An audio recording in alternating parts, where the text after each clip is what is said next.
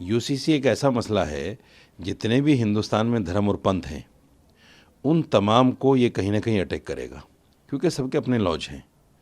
जैन धर्म के अलग लॉज हैं, बुद्धिस्ट के अलग हैं, सिखों के अलग हैं, ईसाइयों के अलग हैं, पारसियों के अलग हैं, मुसलमानों के अलग हैं, हिंदुओं के अलग हैं। तो इन तमाम जो भी धार्मिक लॉज हैं उनको इकट्ठा कैसे किया जा सकता है? आपकी पूजा पद्धति अलग है, हमारी पूजा पद्धति अलग है, ये सब चीज़ें बिल्कुल अलग अलग हैं और होंगी और रहेंगी।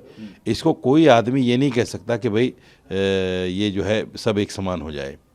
कुछ चीज़ें ऐसी हैं, अब देखिए जैसे क्रिमिनल केसेस होते हैं वो सबके लिए बराबर हैं। सिविल में आप चले जाइए कोर्ट में, सबके लिए केस बराबर है। तो कॉमन सिविल कोड लाकर ये बताना और जताना क्या चाहते हैं?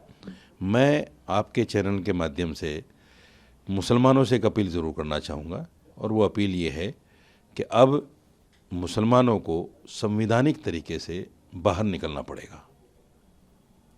हम सड़कों पे आए, जैसे किसान आए, किसानों ने 1.5 साल संघर्ष किया, 3 बिल वापस हो गए, कुर्बानी देनी पड़ी। मुसलमानों को भी कुर्बानी देनी पड़ेगी।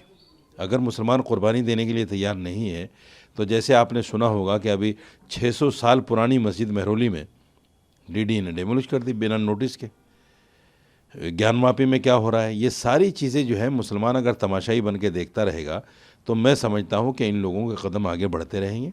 इसलिए मुसलमानों को संवैधानिक तरीके से, मैं ये नहीं कह रहा हूँ कि देश में कोई इस तरह की स्थिति उत्पन्न हो जिससे किसी का नुकसान हो या सरकारी संपत्ति को नुकसान पहुँचे, सिर्फ इसलिए कि हमारा जो संवैधानिक अधिकार है हम सड़कों पर निकलें और सरकार के ख़िलाफ़ हम सामने आएँ और आकर ये बताएं और जताएं कि अगर हमारे धर्म पर किसी तरह का कोई अटैक करने की कोशिश की गई तो मुसलमान अब खामोश नहीं रहेगा।